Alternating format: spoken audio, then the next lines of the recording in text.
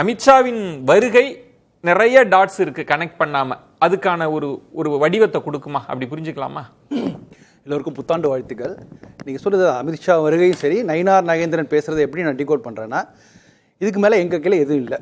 ஒருங்கிணைந்த அதிமுக எல்லாமே எடப்பாடி எடுக்கிற முடிவு கீழே தான் அப்படிங்கிற சொல்கிறதா தான் புரிஞ்சுக்கிறேன். அதனால தான் நான் கடந்த பல மாதம் சொல்லியிருந்தேன், நீங்கள் டெல்லிக்கு ஃப்ளைட் பிடிச்சி போகிறதுல ஒன்றும் பெரிய மாற்றங்கள் வராது. எப்படி இருந்தாலும் இந்த கூட்டணியில் யாரெல்லாம் இடம்பெறுவார் என்பதை 2 பேர் தான் முடிவு செய்ய போகிறார். ஒருத்தர் அமித்ஷா, இன்னொருத்தர் எடப்பாடி பழனிசாமி. ஸோ அதனால் அவர் அதை தான் ஒரு வேறு வார்த்தைகளை சொல்கிறார். இப்படி தான் புரிஞ்சுக்கல. இல்லை, வேறு என்ன வார்த்தைகளில் சொல்கிறாருன்னு நினைக்கிறீங்க? வேறு வார்த்தைனா நீங்கள் இது வரைக்கும் இந்த மாதிரி அது சொல்லலைல்ல. அவங்க அமைதியாக இருந்தாங்கல்ல. அமைதியாக இருந்த காரணத்தினால தான் ஒருவேளை பாஜக ரெக்கமெண்ட் பண்ணுமோ. ஏன்னா அமித்ஷா முதல் நாளே சொல்லிட்டார், இது அவங்களுடைய விவகாரம். அந்த விவாதத்திலேயே நான் அதிமுக உள்கட்சி வரல. இப்போ நான் இப்படி புரிதலுக்காக கேசிபி அவர்கள் சொன்னதுனால, இப்போ ஓபிஎஸ் அவர்கள் வேண்டாம், டிடிவி அவர்கள் வேண்டாம், ஒருங்கிணைந்த அதிமுகலாம் வேண்டாம், நம்ம கூட்டணியாலேயே தாவேகா இன்னொரு தனியாக போட்டிட்டாலும் கூட திமுகவை வீழ்த்த முடியுன்ற ஒரு பெரிய நம்பிக்கையோடு தான் இருக்கிறாங்களா அதிமுகவும் பாஜகவும்? நீங்கள் சமீபத்தில் எடப்பாடியார் அவர்களுடைய பேச்சு அறிக்கையில் நீங்கள் பாருங்களா, ஒரு 2 விஷயம் மட்டும். ஒன்று அதிமுக எங்களுடைய கூட்டணி வெற்றி கூட்டணி, நாங்கள் 210 இடங்களில் வெற்றி பெறுவோம், அதிமுக தனிப்பெரும்பான்மை பெற்று ஆட்சி அமைக்கும். ஸோ அதை அப்பவும் சொன்னார், இன்னைக்கு சொல்லும்போது ரொம்ப உறுதியாக சொல்றார். ஒரு விஷயம். 2வது திமுக கூட்டணி பற்றி நேரடியாக திமுகவுடைய கூட்டணி கட்சிகளை பற்றி பேசாமல் இருந்த கொஞ்ச நாள். இப்போ என்ன சொல்றாருன்னா, திமுக என்கிற இன்ஜின் இல்லாத காரை இழுத்து செல்லும் லாரிக்கு தான் அந்த கூட்டணிங்கிற மாதிரி கடுமையான விமர்சனம் வைக்கிறார். ஒரு சொல்லும்போது அங்கே புகைச்சல் கிளம்பிடுச்சு அப்படிங்கலாம் சொல்றாரு. ஸோ இப்போ இதை பேசுவதற்கு ஒன்று திமுக மீதான விமர்சனம், திமுக கூட்டணி கட்சிகள் மீதான விமர்சனம், தன் மீதான நம்பிக்கை, தன்னுடைய கூட்டணி மீதான நம்பிக்கை, இதெல்லாமே கூடியிருக்கிறதா நம்ம பார்க்க முடியுது. சமீபத்தில் நிச்சயமா மாவட்ட செயலாளர் கூட்டத்தில் வெளிப்பட்டதா நீங்க உங்களுக்கு தகவல்? அவருடைய அறிக்கையில் பாருங்க, அவருடைய பேச்சுகள் பாருங்க. அறிக்கைன்றதோ எந்த கட்சியுமே ஷாம் அவர்கள் சொன்ன மாதிரி அப்படிதான் சொல்லுவாங்க. அது எல்லா கட்சிக்கும் பொருந்தன, அதிமுக மட்டும் பிக்ஸ் பண்ணல. ஆனா உள்ளரங்க கூட்டத்திற்குள் எல்லாத்தையும் வெளிப்படையா பேசுவாங்க. மாவட்ட செயலாளர்களோ ஒன்றிய செயலாளர்களோ அப்படி கிடையாது, களம் இல்லை அப்படின்னு அங்க உள்ளுக்குள்ள பேசினாங்கல்ல, அங்கேயும் கான்ஃபிடன்ஸா தான் பேசல. அதுல சொன்ன வெளில வந்த செய்திகள் நான் புரிஞ்சுக்கிட்டது, ஒன்று கூட்டணி பற்றி நான் முடிவு செய்து கொள்கிறேன், நீங்க தொண்டல் களத்தில் இறங்கி பணியாற்றுங்கள். குறிப்பாக எஸ்ஐஆர் விஷயம் உண்மையிலே செய்ய வேண்டிய விஷயம். ஏன்னா முகவரி இல்லாமல் நீக்கப்பட்டவர்கள் 66 லட்சத்துல 7 லட்சம் பேர் தான் இன்னைக்கு ஃபார்ம் 16 கொடுத்துருக்காங்க.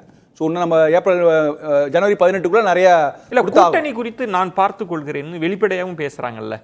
எந்த கூட்டணியை பத்தி இபிஎஸ் அவங்க சொல்றாங்க? என்டிஏ கூட்டணி ஸ்ட்ரென்தன் பண்றது, யாரெல்லாம் உள்ள வருவாங்க, யாரெல்லாம் வர வேண்டும். ஷியாம் அவர்கள் சொன்ன மாதிரி திரு அன்புமணி ராமதாஸ் அவர்கள் பேச்சின் துணியை பார்க்கிறப்ப அவர் என்டிஏக்குள்ள வருவதற்கான வாய்ப்பு இருக்கு. ஏற்கனவே இருக்கிற அலைன்ஸ்ல இருக்கிறாங்க அவங்க, அந்த கட்சி எல்லாம் இருக்கு. இப்ப ஜான் பாண்டியன் அவர்கள் புதிய தமிழ் தெரியல, ஏன்னா அவங்க வேற மாதிரி எல்லாம் இருக்கிறாங்கன்னா வேற என்ன எதை பாத்துக்குவேன்னு சொல்றாங்க. அவங்க எல்லாம் இருக்கிறாங்க, வேற என்ன பாத்துக்குவேன்னு சொல்றதுன்னு பொருள் இதுதான். இந்த கூட்டணியை யாரெல்லாம் வருவாங்கிறத பத்தி நீங்க அதிமுக தொண்டர்கள் அதை பத்தி யோசிக்க வேணா. நாங்க கூட்டணி கட்டமைக்கிறோம் சொல்றது இல்லைன்னா நாங்களும் அமித்ஷாவோட கலந்து பேசியும் சொல்றதா தான் நம்ம வெளிப்படையா. இதுல மத்த கட்சிக்கெல்லாம் பெரிய விவாதம்லாம் இல்லை சார். ஒன்னு ஒருங்கிணைந்த ஓபிஎஸ் அவங்க டிடிவிக்கான என்ன ரோல் இருக்க போகுது, இன்னொன்னு தாவேகா பற்றி என்ன விஷயம்தான். இதுதான் ஒரு பெரிய எதிர்பார்ப்பா இருந்துட்டு இருக்கு. அதையும் சேர்த்து நான் பார்த்துக்கிறேன். தாவேக்கா தான் அவங்க தான் அவுட் ஆஃப் அவங்க முடிவு பண்ணிட்டாங்களா, இதுக்கு மேல தாவேக்கா அந்த கூட்டணிக்குள்ள வருவதற்கான எந்த வாய்ப்புகளும் இல்லை. 2வது டிடிவி தினகரன் என்பது அவர் கட்சி, அவர் என்டிஏ இடம்பெறுவதற்கான சாத்தியங்கள் இருக்குது. சரி, ஓபிஎஸ் அவருடைய நிலைமை இன்னும் அது என்ன அப்படிங்கிறது அவர் பொறுப்புல தான் இருக்கு. அவர் என்ன ஆரம்பிக்க போறார், அவர் அமைப்பா கொண்டு போறாரா, தனி கட்சி ஆரம்பிச்சு அவர் நிச்சயமா என்டிஏவில் இடம்பெறுவதற்கான எல்லாம் இதுல அவர் இவங்க 2 பேருமே என்டிஏ இடம்பெறுவதற்கு எந்த விதமான அப்ஜெக்ஷன் இல்லைங்கிறத வெளிப்படுத்தியா சொல்லிட்டார் எடப்பாடி அவர்கள். எங்க சொன்னாங்க, பல விதங்களை சொல்லியிருக்காருல்ல. நீங்க இவங்க நிச்சயமாக இந்தியா இடத்துல கேசிபி அவர்கள் சொன்ன முக்கியமான பாயிண்ட்ன்றது, அந்த கட்டத்துக்கு அவர் நகர்ந்துட்டாரு. ஆனா வெளிப்படையா சொல்றதுல அவருக்கு ஏதோ தயக்கம் இருக்குன்னு, வெளிப்படையா அப்படி ஒண்ணு கமிட்டே பண்ணலையா அவரு? ஒரு இடத்துல பழைய என்டிஏ பார்ட்னர்ஸ் வரதுல எனக்கு எந்த தயக்கமும் இல்லை. 24 ஒரு என்டிஏ இருந்ததுல, அதோட தான் நான் வந்திருக்கிறேன். எங்கேயாவது பேசியிருக்காங்களா? ஏதாவது அப்படி இருக்கா உங்களுக்கு நம்பிக்கை? என்டிஏ இவங்க என்டிஏ விட்டு வெளியேறுவதற்கு காரணமே எடப்பாடி தலைமையை ஏற்றுக்கொள்ளாமல் போனதுதான். அந்த இஷ்யூ இன்னும் ஓப்பனாவே இருக்கு. இவர்களை தான் தெளிவுபடுத்துறது. இவங்களுக்கு உண்மையிலே என்டிஏக்குள்ள வர விருப்பம் இருந்தா இவங்க என்ன கன்சர்ன் ரைஸ் பண்ணிட்டு வெளில போனாங்களோ அதுல எந்த விதமான மாற்றம் நீங்க அதுல சில பக்கங்களை பார்க்காம இருக்கிறீங்க. அதிமுகவும் பாஜகவும் அலைன்ஸ் வச்சுச்சு இல்ல, அப்ப என்டிஏக்குள்ள தானே இருந்தாங்க. அப்போ கிட்டத்தட்ட ஒரு 1.5 மாச பேட்டிகளை எடுத்து பாருங்க. டிடிவி தினகரன் ஒன்னும் இபிஎஸ் எதுக்குறதெல்லாம் சொல்லல, பேசவே இல்ல. ஆமா, எங்களுக்கு எதிரி திமுக தான் சொன்னாங்க, அப்ப ரைஸ் பண்ணல. ஓபிஎஸ் அவர்கள் நாங்க என்டிஏக்குள்ள தான் இருக்கோம். ஒரு கட்டத்துல அவங்க எங்க வராங்கன்னா, நாங்க உள்ளுக்குள்ள இவரை ஏற்றுக்கொண்டாலும் இவர் எங்களை ஏற்றுக்கொள்ளல, இவர் போற இடத்துல எல்லாம் அமமுகவை விமர்சிக்கிறாரு, எங்க இல்ல, இல்ல, சார் நீங்க- இல்ல நீங்க சார் பாயிண்ட் தினகரன் பல பிரஸ் மீட் கொடுத்திருக்காரு. இல்ல நீங்க கவனிக்க தவறுகிற இடத்தை நான் சொல்றேன். நீங்க அதிமுக பாஜக அலைன்ஸ் வந்த பிறகு 2 மாதங்கள் அல்லது 2.5 மாதங்கள் எடுத்து தினகரன் பேட்டியை நீங்க எடுத்து டீகோட் பண்ணீங்கன்னா அவர் இபிஎஸ் தலைமையை கொஸ்டின் பண்ணவே கிடையாது. இல்ல அவர் பல பிரஸ் மீட்ல அவர் சொன்னதே என்னன்னா, அவர் என்னுடைய கோர் இஷ்யூவே என்னங்க, எடப்பாடி ஐத்தனங்க கட்சி ஆரம்பிக்கிற அவரு அது வந்து நீங்க பாருங்க, சமீபத்தில் நடந்த பொதுக்குழுவில் என்ன நீங்க தீர்மானம் போட்டாங்க? நீங்க இந்த பிரச்சனை வந்து 2024 அப்புறம் ஆரம்பிச்சதோவோ இல்ல ஏப்ரல்ல கூட்டணி இறுதி செய்யப்பட்டு ஆரம்பிச்சதாவே சொல்ல அவர் சொல்றாரு. பேக் டு 2017 போறாரு அவரு. இல்ல ராஜி, நீங்க கவனிக்க தவறுகிற இல்லங்க, அத கடந்தே போவோம். கவனிக்க தவறுகிற இடம்ன்றது நீங்க தினகரன் பேட்டியை ரொம்ப நுணுக்கமா உன்னிப்பா கவனிச்சீங்கன்னா, அம்மாவின் தொண்டர்கள் எல்லாம் ஒண்ணு சேரணும், நமக்கு போது எங்க பங்காளி சண்டையை நாங்க அப்புறமா பார்த்துப்போம்னு எங்க அவர் டிஸ்பியூட் பண்றாருன்னா, இவர் எழுச்சி பயணம் போறாங்கல்ல, ஒரு கட்டத்திற்கு மேல இவர்களுக்கான அழைப்பு வரல, பாஜகவும் கைவிடுதுன்ற பிறகுதான் அவர் எதுக்குறாரு. இந்த அலைன்ஸ் வந்த பிறகு நீங்க ஒண்ணு சொல்லுங்களேன், அதிமுகவும் பாஜகவும் அலைன்ஸ் வந்துச்சு இல்ல, வந்த பிறகு இபிஎஸ் அவர்கள் எங்கே ஆகுது கிட்டத்தட்ட ஒரு 3-4 மாசம் எடுத்துக்கங்க, ஓபிஎஸ் அவர்களையோ டிடிவி அவர்களையோ அங்கீகரிக்கல. அங்கேயும் ஒவ்வொரு எழுச்சி பயணத்திலும் துரோகிகள்னு பேசுறாங்க. இல்ல நீங்க அங்கீகரிக்கலனா அபிஷியலா என்டிஏவுக்கான ஒரு அபிஷியல் கூட்டமே நடைபெறவில்லை. இல்ல ஏப்ரல் மாதம் என்ன உறுதிமொழி பாஜக என்ன ராம்கி, நான் உங்கள்கிட்ட ஒரு விளக்கம் கேட்பேன். தினகரன் சொல்றாரு, நாங்க என்டிஏக்குள்ள இருக்கோம், நீங்க அலைன்ஸ் வச்சிருக்கீங்க, ஆனா நீங்க போகிற பிரச்சாரத்தில் துரோகிகள்னு சொல்றீங்க, நீங்க எங்களை அட்டாக் பண்ணி தான் பேசுறீங்க அப்படின்னு ரைஸ் பண்ணது நடந்ததா இல்லையா? சரி, அது உண்மையாவே இருக்கட்டும். நான் என்ன சொல்றேன், என்டிஏவோட தலைமை பொறுப்பு எடப்பாடி சொல்லிட்டு பாஜக அமைதியாகி விட்டது. அப்ப திரும்ப ஏன் இவங்க வந்து பாஜக தாரிடம் எதிர்பார்த்துட்டு இருந்தாங்க?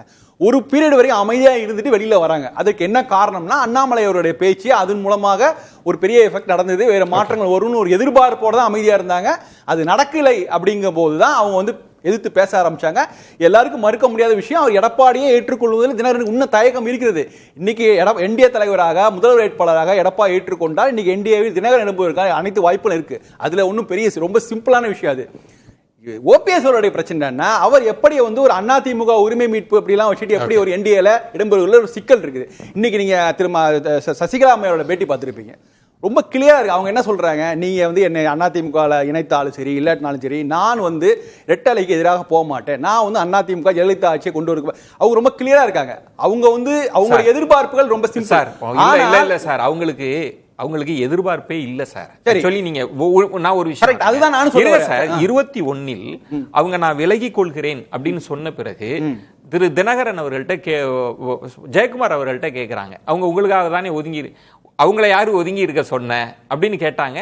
அவங்க வந்து இதுக்குள்ளேயே இல்ல சார். சரி, இல்ல அவங்க நான் எல்லாரையும் சேர்க்கிறேன். நம்ம வந்து சசிகலா அம்மையாரையும் ஓபிஎஸ் அவர்களையும் ஒப்பிட முடியும். சசிகலாமே தெளிவா இருக்கா, எந்த சூழ்நிலையிலும் இரட்டைலைக்கு எதிராக போக மாட்டேங்கிறது தான். சரி, இப்ப நான் வெளிப்படையா கேக்குறேன். ஆனால் இது மாதிரியான உத்தரவாதம் ஓபிஎஸ் தரப்பிலிருந்து இல்ல. ஏன்னா அவங்க திரும்பவும் திமுக ஆப்ஷன் ஓபன் பண்ணி வைக்கிறாங்க. இல்ல சார், ஒரே ஒரு பாயிண்ட் போறதுக்கு வாய்ப்பு இல்ல. ஒரு பாயிண்ட் எனக்கு சொல்லுங்க சுருக்கமா, அதிமுக பாஜக அணியில என்டிஏக்குள்ள தினகரன் ஓபிஎஸ் அவங்க வரதுக்கு வாய்ப்பு இருக்கா இல்லையா?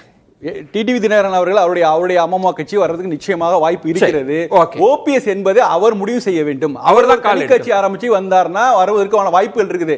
ஆனா திரும்ப நான் அதிமுக இடம் பெறுவேன் அப்படின்னா அது நிறைய சிக்கல்கள் இருக்குது.